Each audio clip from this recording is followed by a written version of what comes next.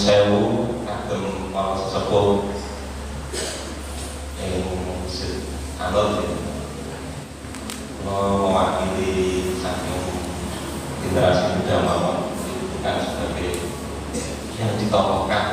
Insyaallah kalau ini mendapat amanah untuk mengisi sebenarnya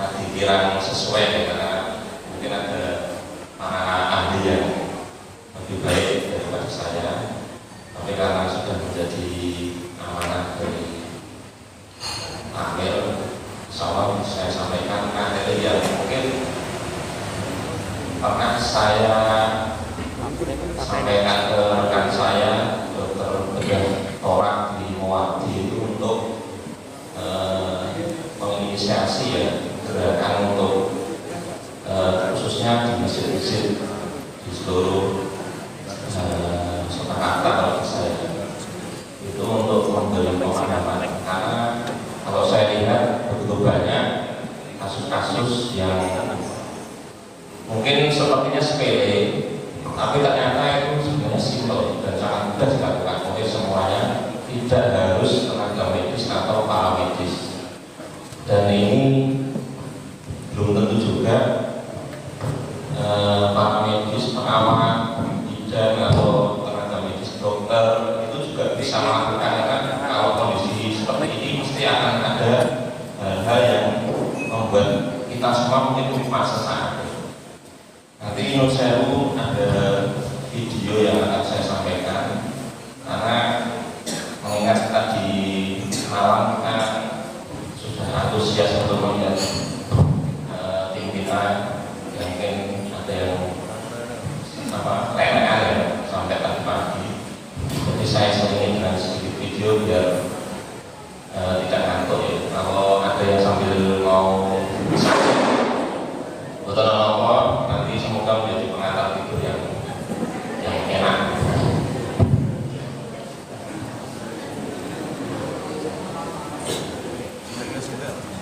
Materi yang saya sampaikan nanti tidak langsung terkait dengan kegiatan, karena kalau untuk masalah gigi kasusnya sampun bosan. Jadi nanti saya sampaikan materi yang sedikit umum, dan untuk kita sebagai tenaga medis biasanya kita mendapatkan pelatihan tersendiri dan mendapatkan sertifikasi. Tapi kalau untuk masyarakat umum, insya Allah sama juga tanpa harus dapat sertifikasi khususnya.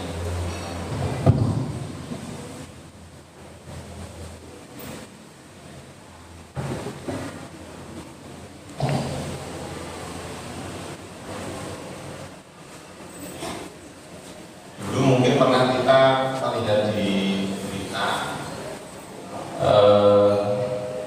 ada seorang tokoh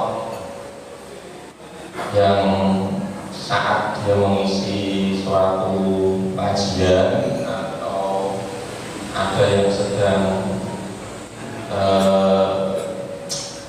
memberikan tilawatul Quran, atau ada juga yang sedang goes atau sedang main badminton atau sedang belajar, tiba-tiba orang itu jatuh tidak sadar diri.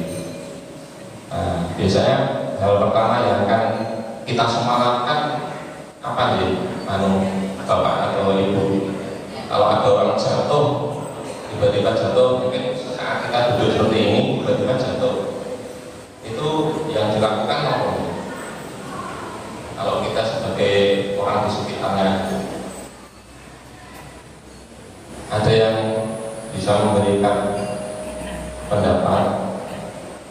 Misalkan saya mengisi, tiba-tiba saya belajar ini terus jatuh. Hal pertama yang dilakukan apa? Panik, bingungi, atau pura-pura tidak tahu, ditinggal aja. Kalau kecelakaan mungkin kita orang Indonesia bagus ya responnya, langsung melakukan gerakan yang sangat baik, langsung bantu, langsung ngangkat, langsung panggil ambulan, langsung kemana-kemana.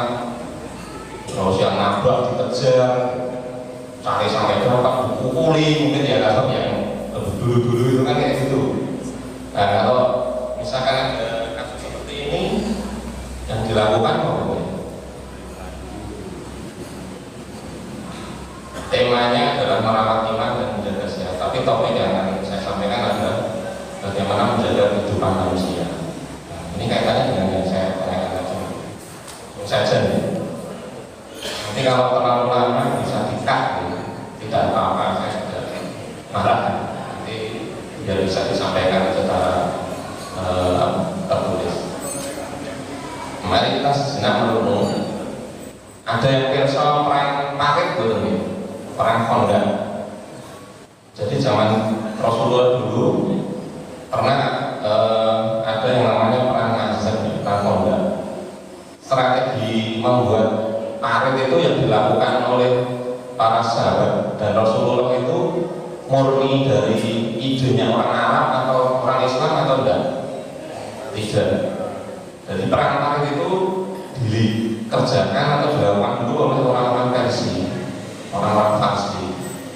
Dan kebetulan ada sahabat Rasulullah yang bernama Salman Al-Farisi dari Faris, dari Persia itu, dia menyampaikan ke Rasulullah, ya Rasulullah, dulu itu pernah, kalau di zaman kita dulu, kalau ada strategi kayak gini, kita membuat parit, dan paritnya tidak selokan nih, Bapak sama Ibu, tapi paritnya benar-benar seperti aren besar Bengawan Solo itu, yang di stasiun itu, dan dalamnya sekitar 3 meter. Tapi ini mungkin tidak pernah kita lihat nih kalau dengan umroh atau haji, karena memang tidak masuk dalam turnya dari Ibu Taufik biasanya ya. Soalnya kalau mau nambah mungkin bisa diantarkan. Nah, Rasulullah itu tidak tahu strategi ini, tapi sama Rasulullah tidak ditolak, justru malah dijadikan strategi umat Islam, dan akhirnya tanpa perlu mengeluarkan tenaga besar untuk perang, korban jiwa yang besar, Rasulullah dan para pasukannya berhasil untuk mengusir para Quraisy, kafir Quraisy. Walaupun ada beberapa yang bisa lolos, tapi kalau melihat desain seperti ini agak muskil ya untuk bisa tembus pertahanan. Nah, dari sini kita dapat ambil pelajaran atau ibunya ilmu. Jadi ilmu itu penting. Mau kalau di dalam hadis kan dari mulai kandungan sampai yang lahat. Nah, kemudian yang kedua, pernahkah Bapak Ibu ketika ada mobil atau kendaraan mogok itu didorong, itu sebenarnya secara ilmu bagaimana? Ini saya juga, saya bukan pakar mesin ya, tapi dari yang saya dapat seperti ini. Selama ini kan kita kalau mobil mogok dorong aja, kecuali yang model mesin terbaru mungkin agak berbeda. Tapi untuk yang model-model zaman dulu, atau kita kalau misalnya ada mogok mau beli nanti nggak sempat, biasanya kita dorong sampai mesin jalan lagi. Nah, ini secara teorinya seperti ini. Ini kalau orang permesinan, dia tahunya dari mana ya, dari dia belajar dari ilmu. Jadi dengan roda dengan didorong itu ada putaran roda yang dia ada hubungannya dengan mesin yang akan mengisi pengaliannya, akhirnya mobil bisa hidup. Nah, lagi-lagi tahu kayak ini dari mana? Dari teman dari mana? Dari teman dari mana ya? Dari ilmu tadi. Kalau belum pernah dapat ilmu seperti ini, nggak mungkin akan kita dorong. Atau kita tinggal dulu aja. Kayak di negara-negara Timur Tengah itu mogok sedikit tinggal, pergi, makanya banyak sampah mobil di sana. Nah, ini ilmu dari bawahnya. Ini akan saya sampaikan videonya.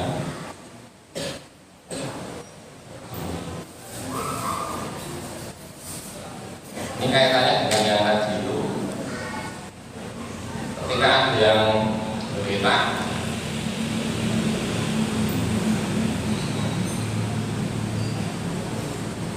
ada yang tiba-tiba pingsan, yang kita lakukan apa? Tadi belum ada yang jawab ya. Selain panik, kalau mau hubungi dokter, kalau beritanya jam 12 malam mau manggil dokternya kemana? Kan tidak ada. Misalkan dengan di mana ya, yang jauh dari klinik atau puskesmas misalkan di daerah tengah Tegalan misalkan. Mau naik motor kebetulan bensinnya habis, mogok misalkan. Nah, yang ada hanya jenengan sama saudaranya jenengan 2 orang misalkan. Kalau mau telepon kebetulan sinyalnya tidak ada, bisa-bisa gitu. Sinyal nggak ada, motor mogok, habis bensinnya, jauh dari tetangga. Misalkan ada tetangganya habis lihat bola, tidur, bablas, nggak bisa dipanggil-panggil. Yang dilakukan tadi apa? Panik. Selain panik apa? Takdir, biasanya kan gitu ya. Kan orang mati ketika itu kan syahid, ya itu urusan untuk syahid benda itu kan Allah, tapi kan manusia harus berusaha. Kita harus berusaha pecah-pecah.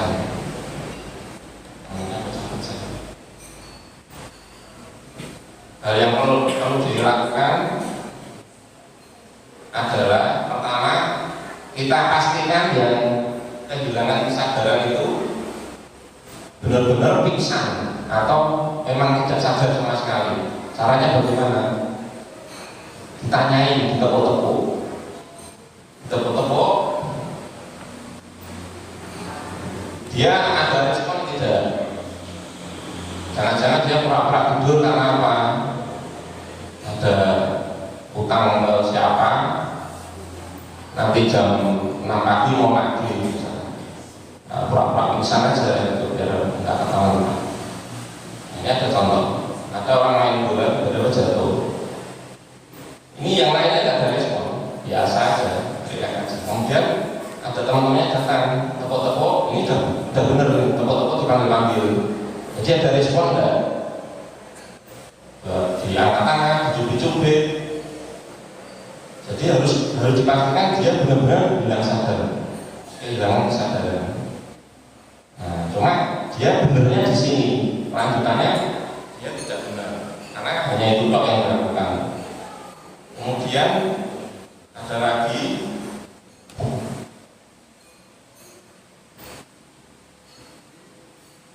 kalau dulu ada yang episode berita, ada yang sedang khotbah atau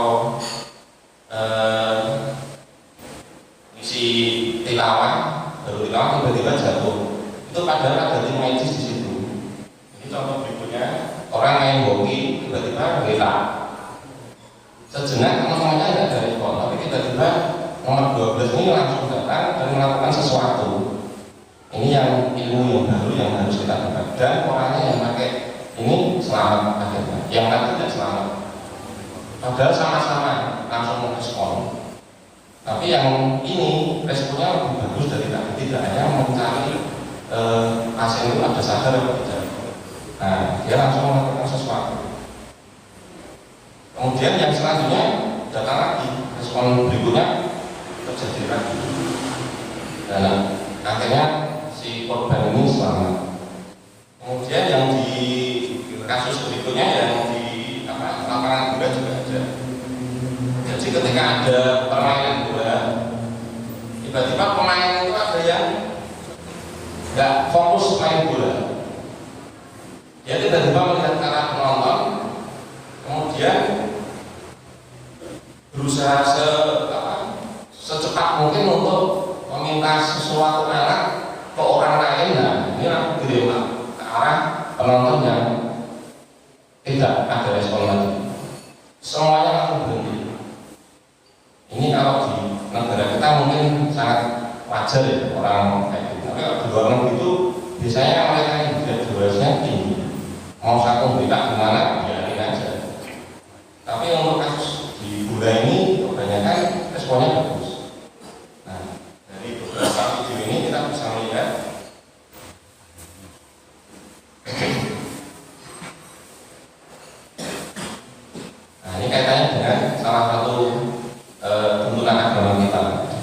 dalam Islam ada yang namanya maqasid asyariah. Apa itu? Ada 5 hal ini, tapi yang kita fokus adalah menjaga nyawa manusia. Ini fokus kita pada pagi hari ini. Baru 5 menit. Maqasid itu adalah ketaatan menjalankan prinsip syariat demi terwujudnya maslahat umat. Tujuannya apa? Tujuannya untuk menghindari kerusakan di muka bumi ini. Nah, dari 5 hal tadi yang kita bahas singkat pada pagi ini adalah hifz al-nafs, jadi menjaga kehidupan jiwa. Jadi dalam Islam itu sebenarnya sangat sumul, sangat menyeluruh, semua aspek bisa diambil, bisa dijabarkan. Dari masalah nyawa itu sudah ada ketentuannya. Ini ada renungan identitas dari Quran surat An-Nisa. Kematian itu pasti, sesuatu yang pasti, tidak akan bisa kita lari dari kematian. Walaupun kita mau bersembunyi di manapun, mau dimasukkan ke dalam peti loker baja untuk tempat penyimpanan uang di bank itu, sampai dikunci, sampai pakai password dan sebagainya, anti bom atom. Tapi kalau sudah waktunya diambil ya selesai. Kemudian dari Rasulullah ada hal yang membuat takdir itu mungkin agak bisa berubah sedikit ya. Dengan apa? Dengan doa. Doa mungkin ada yang mungkin berpendapat lain, tapi dari beberapa ketua yang di sini disampaikan doa itu bisa berubah sedikit takdir ketentuan. Tentunya semua kembali pada keputusan Allah ya. Mau kita berdoa umurnya mau 150 tahun, tapi kalau Allah berkehendak lain ya tetap Allah yang menentukan kematian itu. Itu nih. Nah, ini ada contoh kasus sedang khotib, sedang sholat, duitan. Respon pertama kalau bahasa kita bagus, langsung heboh, langsung mendekat. Yang lainnya teriak-teriak panik, yang lainnya pura-pura tidak tahu, yang lainnya ini duduk-duduk saja. Ya mungkin sambil ada yang mendoakan semoga selamat. Nah ini yang sering kita lakukan apa? Panik, histeris, diam saja, pasrah, dan waktunya meninggal ya sudah. Kalau kayak gitu nggak usah aja, dokter aja, dokter rumah sakit, selesai semua kita, udah meninggal semua. Nah, dalam Islam tidak bisa seperti itu. Dalam Islam tidak bisa seperti itu. Zaman Rasulullah pun ketika Rasulullah buat gerak, ya ada namanya ibu nabawi, ada pengobatan. Enggak terus dipaksakan, harus jawab nanti dia ambil Rasulullah, enggak apa-apa kayak. Makanya sampai Umar bin Khattab mengancam siapa yang bilang Rasulullah meninggal akan sampai sebegitu cintanya. Nah, kita fokus ke kehilangan kesadaran. Secara teorinya itu dan sadar pingsan itu suplai oksigen ke otak berkurang. Kalau mungkin ada yang pernah periksa gigi, cabut gigi, habis disuntik kita, itu ada artinya apa? Dia karena stres, napasnya nggak normal, oksigenasi ke otak berkurang, makanya dia goyang kayak pingsan. Terus tindakan dokter gigi biasanya apa? Ditidurkan, jadi kepala lebih rendah. Itu ilmu. Kalau misalkan ada saudara yang pingsan bukan karena serangan jantung, tidurkan aja kepala rendah. Jadi oksigen harus lebih banyak, otak harus lebih banyak suplai oksigen. Biarkan oksigen di perifer, di tangan, kaki itu berkurang nggak apa-apa. Biasanya nanti gejalanya, tandanya apa? Telapak kaki dingin. Karena apa? Darah yang berisi oksigen semua difokuskan ke otak, biar otaknya on dulu. Habis itu baru dinormalkan posisinya. Insya Allah dia akan sadar dengan cepat. Nah, kalau otak kekurangan oksigen, yang terjadi apa? Selnya rusak, Bapak dan Ibu sekalian. Dan dari sel itu sangat sulit daripada beli mobil atau dengan beli apa itu lebih cepat beli. Karena kalau ada uang beli langsung dapat uang. Tapi kalau otak tidak bisa. Perbaikan jaringan itu kalau dengan misalkan gigi itu sebulan itu baru muncul tulangannya. Tapi di dalam proses perbaikan itu Allah Subhanahu wa Ta'ala itu sangat luar luar biasa menciptakan manusia. Bayangkan cabut gigi bisa muncul sendiri tulang tanpa harus ditambahi tulang, nggak usah harus diberikan obat apa yang untuk tambahi tulang, nggak perlu tumbuh sendiri. Cuma waktunya ada lama. Nah, kembali ke prinsip yang tadi, menjaga jiwa lagi. Terus dilakukan oleh setiap muslim atau muslimah, dan itu sifatnya wajib berdasarkan ilmu tentunya, tidak hanya pakai asal pokoknya, tidak boleh. Nah, ini baru kita masuk ke fokus diskusi kita adalah bantuan dasar, betul bantuan hidup dasar. Ini kalau pelatihan saya dulu sampai 2 hari di pagi sampai 2 hari, itu baru pelatihan pertama, nanti ada pelatihan ekspannya tahapan. Mungkin yang kalau jamaah yang di kesehatan akan tahu. Dan jadi ini bukan mutlak akhirnya dokter, perawat, dan itu enggak. Semua manusia berhak tahu dan boleh melakukan asalkan tahu ilmunya. Kalau dengan sekarang zamannya internet bisa searching. Nanti bagaimana cara melakukan. Nah, jadi ini dilakukan secepat mungkin. Nah, tadi itu ketika ada yang minta, tidak usah ditunggu lama-lama, tidak usah tunggu Pak dokter siapa datang, tidak usah. Kadang dokter ketika pulau gitu rumahnya belum tutup bangun. Yang di puskesmas, yang dikeliling-keliling dengan UI, walaupun tulisannya IGD 24 jam, mereka juga manusia. Tidak mungkin hari itu enggak. Saya dulu pernah kecelakaan di daerah Rian, yang travel dari belakang, sebelahnya ini pas pos polisi.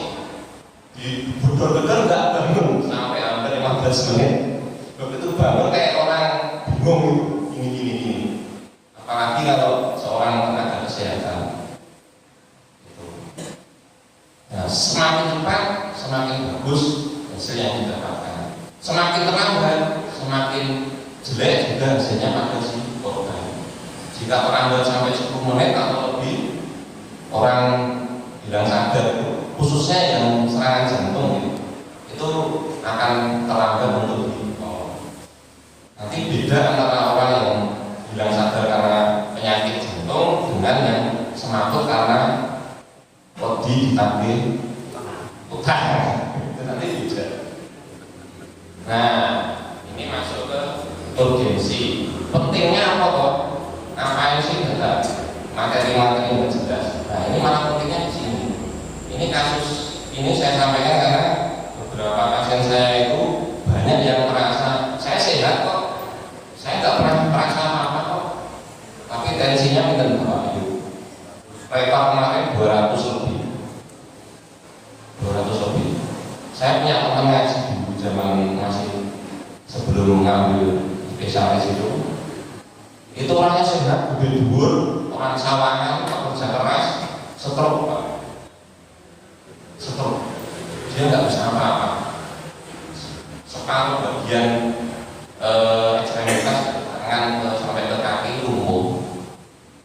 Akhirnya ya hanya bisa jualan. Itu pun kita support ya, kita kuatkan semangatnya agar bisa bertahan. Karena apa?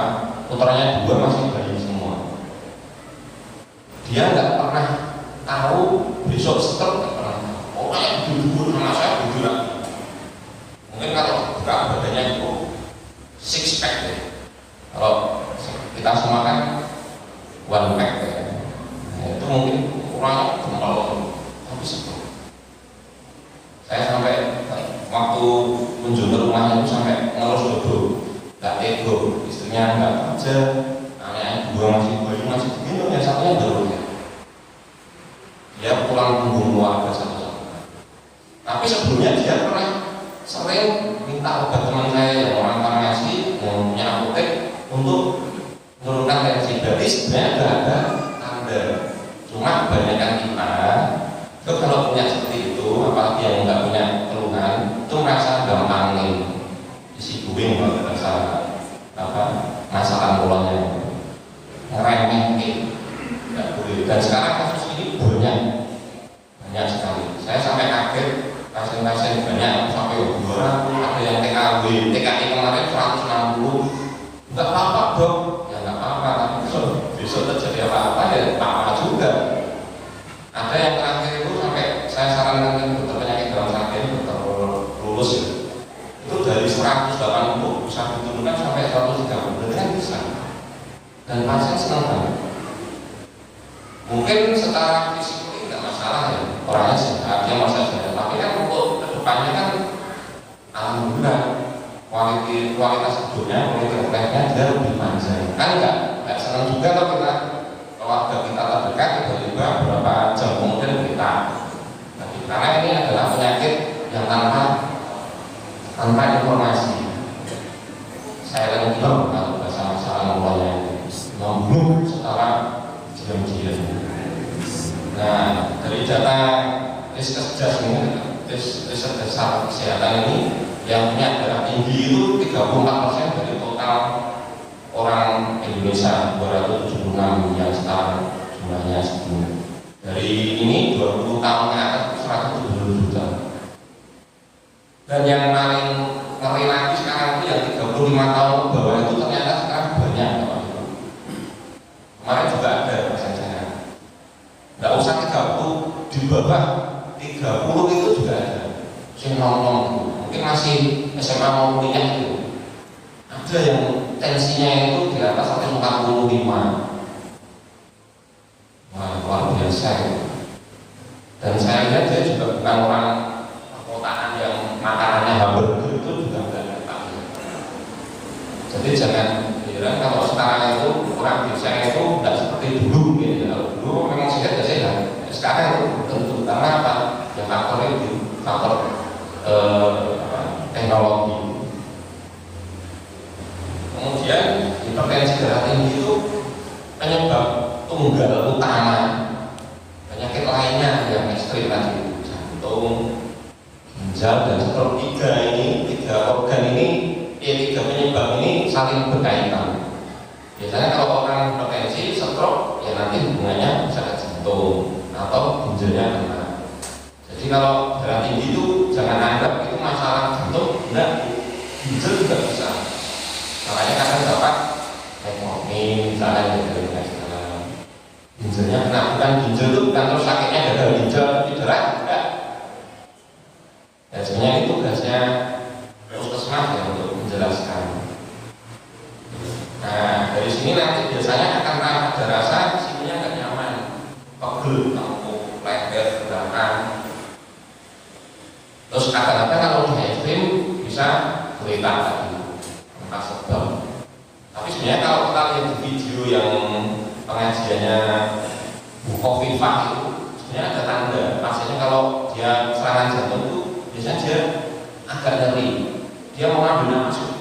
Itu sebenarnya videonya kelihatan, cuma tim kesehatannya yang ada itu nggak respon, nggak seperti yang pemain hoki tadi. Nah dari situ 10 dari 10 100.000 orang normal di bawah 35 tahun kejadiannya 300.000 sampai 350.000. Ini luar biasa. Ini diambil dari bukan dari katanya siapa ya. Ini apa dari Indonesia Heart Association. Ini 2015 sekarang 2022 naik lagi. Nah makanya BPJ itu sekarang stres di penanganan di Indonesia. Ini kita nggak bahas masalah-masalah apa yang neko-neko itu, saya nggak bahas itu. Tapi saya fokus ke kesehatan. Sekian ribu triliun itu masuk ke 3 penyakit ini sebanyak ini. Kalau masalah kanker ini sebenarnya juga meningkat di Indonesia.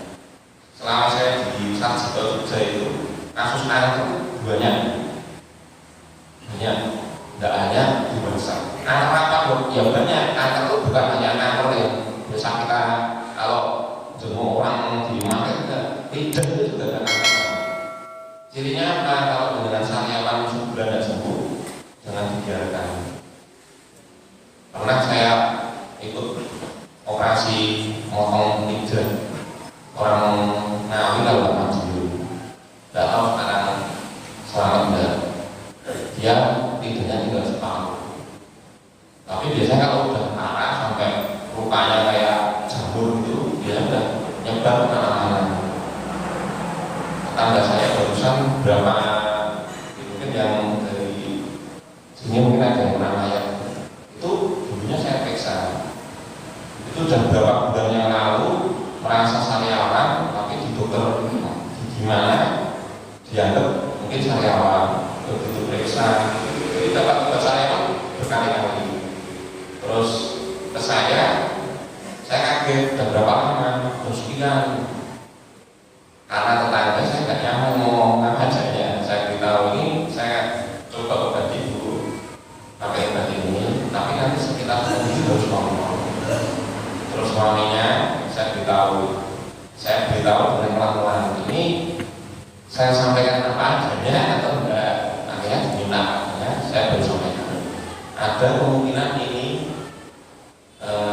keganasan di lidah yang sudah nyebar sampai di sini. Ini kalau mau ke rumah sakit Solo nanti dibiopsi, diambil jaringan yang meluap itu, nanti baru dipastikan itu apa, dan hasil atau anatominya positif tanam, dan begitu di kemo sepertinya sudah kemana-mana, akhirnya tidak diselamatkan. Jadi kakak juga rumahnya tinggi, makanya kalau dengan ke bagian jantung, bagian penyakit dalam kanker terpadu, mesti pasiennya tidak hanya 1, 2, 3, 4, 5, tapi ratusan. Kalau periksa kontrol mesti sampai sonten. Dokternya kaya dok, ya kayaknya kaya, tapi ya nanti risiko juga dokternya kalau sering pasiennya segitu terus. Belum lagi kalau pas dokternya lagi kursus ke mana, Sarjito itu sampai, kalau saya melihat itu sampai nggak tiga orang bagian jantung. Makanya mau aku sekarang jantungnya juga besar, karena itu tadi 3 terbesar. Makanya BPJS pas kalau begini pakai 3 pasien ini. Kalau masalah pasien gigi, BPJS nggak stres, malah bisa dipencet, bisa malah nggak mahal-mahal. Tapi kalau 3 ini nggak bisa. Dari obatnya juga udah neko-neko, apalagi kalau kanker. Nah, saat ini 3 ini yang nggak bisa. Nah, kembali ke masalah lagi, kalau ada yang tidak bagaimana, panggil nama, cek nafas, cek denyut gini, udara besar yang dari jantung ke otak. Nah, ini nanti kelihatan ada denyutnya sekitar 3 jari dari trakea dari sini di tengah. Ada beberapa juga apa. Kalau lihat film kita bisa digigikan ya. Tapi kalau yang film Indonesia yang nggak sekolah itu merabanya sasae. Pasang infus di sini gitu misalkan. Kalau Indonesia kan agak menjijik. Nah, kenapa ke sini? Nadinya diraba di pangkal jari-jari ini. Pakai 2 atau 3 jari. Nanti jenutannya dirasakan. Kalau misalkan nggak ada semua dong, duit kok nggak ada, berarti dia benar-benar murni bilang sadar. Bilang sadarnya terkait apa? Nanti akan tahu dari pemeriksaan. Prinsipnya 3, A, B, C, MB, breathing circulation. Bosok masalah cloning, bahasa kitanya jalan nafasnya harus dibebaskan, harus dapat nafas tambahan, harus dibantu sirkulasi darahnya yang mandek tadi untuk kembali lancar. Caranya bagaimana? Yang A, dilonggarkan. Dilonggarkan kalau bisa ya perempuan sama perempuan. Kalau misalkan enggak, darurat enggak apa-apa, tapi ya intinya jangan kotor. Buka semua, bukan dilonggarkan. Terus rahanya ditengahkan. Kalau ada yang pernah lihat pemain sepak bola yang kata sulit langsung nggak sadar itu kan, diangkat jotras namanya. Angkat kayak gini atau darinya diginikan, yang dilonggarkan. Itu fungsinya apa? Untuk membebaskan mulutnya itu terbuka. Kadang kalau misalkan orang nggak sadar itu lidahnya ke bawah, harus tarik kayak orang epilepsi. Usahakan kalau nggak ada rasa, ya ini harus dibuka. Kalau resikonya kalau sadar kegigit, makanya pemain bola itu ada yang membantu ini. Begitu sadar dia kegigit. Kalau nggak ada rasa apa, ya seadanya kayak apa-apa membantu nahan dia nggak kegigit kalau dia sadar. Lidah pakai kuat, biar nggak jatuh ke belakang. Kalau jatuh ke belakang, ya terbuka sama saja. Mau kita kalau tersumbat ya tetap nafasnya nggak masuk. Karena kalau orang nggak sadar itu nggak bisa pakai hidung. Kemudian beri nafas buatan. Caranya gimana? Jadi sebul. Makanya kalau setelah diginikan tidak dibebaskan, kalau misalnya dia ada sesuatu gigi palsu apa buka semua, gigi palsu pasang nanti ya, kalau yang penting tidak bisa ditarik, bebaskan semua. Ada makanan, ada sumbatan apa keluarkan, ada untuk kroki itu harus cepat, tidak boleh lama, karena nafas sudah tidak ada yang ke otak, oksigen kurang. Kemudian yang ketiga C, nah ini baru di bantuan hidup tadi itu, jadi kompresi penekanan, bahasa medisnya resusitasi.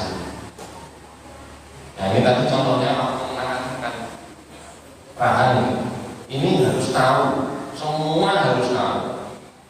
Kebanyakan yang terjadi umat Islam itu nggak ngerti dan nggak mau tahu. Akhirnya apa? Ya asal takdir, nggak boleh seperti itu. Jadi Rasulullah mengajarkan ilmu nggak ada gunanya. Dan ini bukan hak prerogatif dokter perawat. Semua tahu, orang bisa harus tahu. Karena ini kalau di luar negeri sudah biasa. Makanya kalau dengan tidak stasiun, biasanya di salah satu sudut itu ada CPL, ada alat pacu jantung yang harganya kalau di online 25 juta. Itu dengan juga harus tahu kalau ada apa-apa pecahkan itu beli. Ini caranya. Nah, tahapannya ini waktu tahapan C nanti kompresi atau penekanan. Penekanannya gimana? Nanti ada gambarnya. Tapi jangan lupa ketika ada pingsan tadi, selain dengan memberikan bantuan tadi nafas dan lain-lain ABC tadi, dengan harus sekuat mungkin berteriak cari bantuan. Jangan HP di kanan atau itu jangan. Pertama itu dulu, baru cari bantuan. Kalau perlu teriak, tidak usah mengejar pakai tolong nggak bisa. Kita harus teriak karena jangan nggak mungkin sendirian untuk membantu, capek. Nah begitu AB tadi sudah dilakukan, C-nya kompresi atau penekanan. Caranya gimana? Ini dikaitkan gini, yang buat menekan itu daerah sini ya. Pangkal tapak tangannya sini. Nanti ceklek gimana? Ya enggak, kalau tahu ilmunya. Misalkan memang ceklek, yaitu salah satu komplikasi kami jarang. Saya pernah melakukan pasien abses pecah jam 5 masih teriak ketawa-ketawa, sekarang meninggal. Sebelum meninggal dia kayak orang masuk apa tenggelam itu gitu. Saya bantu itu. Sebenarnya kalau kasus infeksi buka itu ketika dia tersumbat cairan nggak bisa lagi. Nanti ada beberapa hal yang tidak akan mungkin bisa dilakukan dengan tindakan ini. Contohnya infeksi kayak gitu. Nah caranya nanti ditekan dulu selama berapa kali? 30 kali titik 2 banding 2 itu nafas. Jadi 30 gini dihitung sendiri 1, 2, 3, 4 sampai 30 terus nafasnya 2 kali 10 2 kali. Gak mungkin dok kalau darurat semua jadi rubah. Dengan menyelamatkan nyawa akan disukai Allah daripada dengan membiarkan saudara dengan meninggal tanpa perbuatan. Itu nih. Nah, kalau ada 2 orang dok 15 2 nafas. Dan posisi tangan harus tegak lurus. Ketika dengan mengecek pernapasan sendiri, melihatnya caranya seperti yang ini. Cek nafas ini, LDR 3-5 detik. LDR bukan jarak jauh gitu ya. Tapi lihat, dengarkan, dan rasakan. Jadi dengan lihat ke arah dadanya. Dia kembang bis ini enggak. Kalau kembang bis, ya jangan dikasih nafas buatan.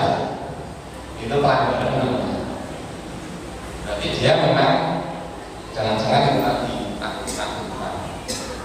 Nah ini caranya dimasukkan ke sela-sela ininya untuk menekan. Dengan kalau melihat di dada sini ada tonjol laju organ ya, sternum kalau bahasa medisnya.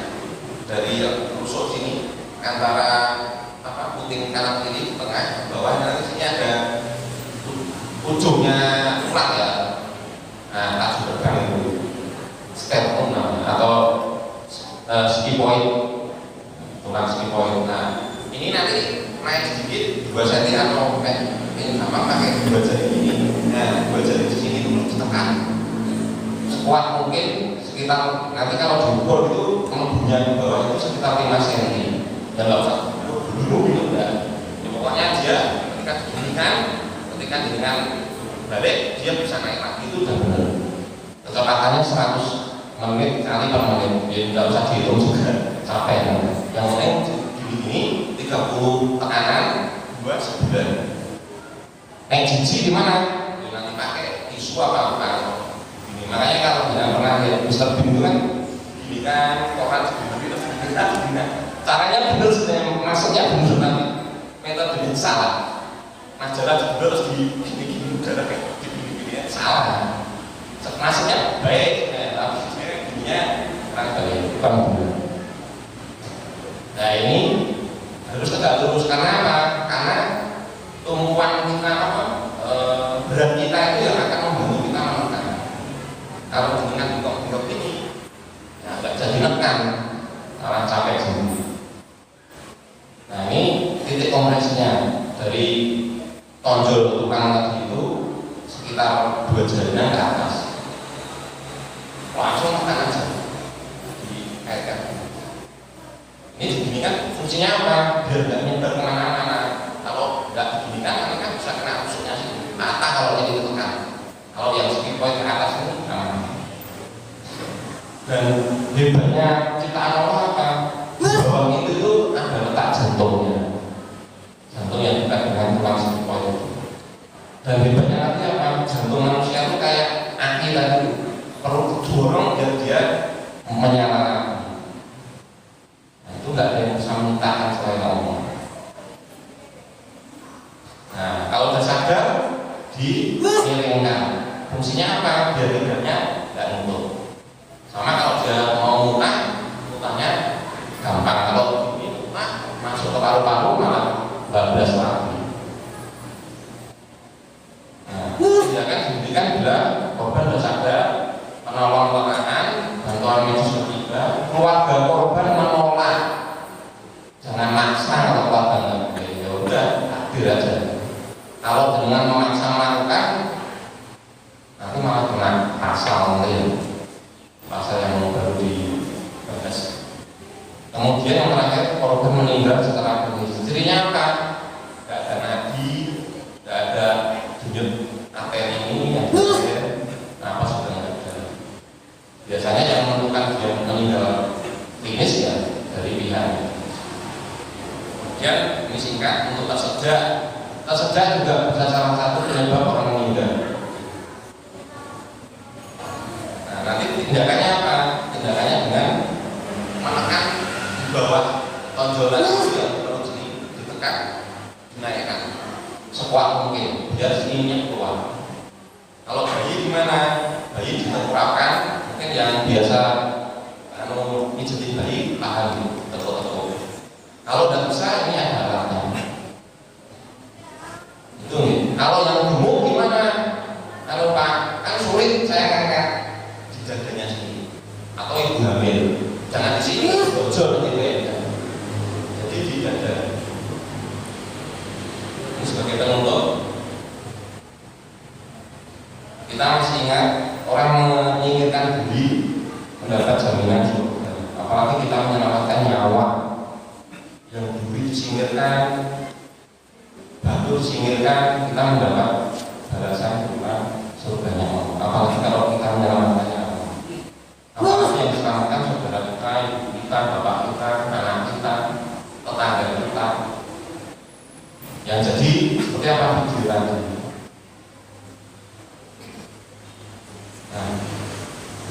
Nah, singkat, sharing singkat ini menjadi pencerahan untuk saya sendiri, untuk panjenengan sekalian. Semoga ke depan kalau ada hal-hal seperti itu kita tidak gaptek lagi.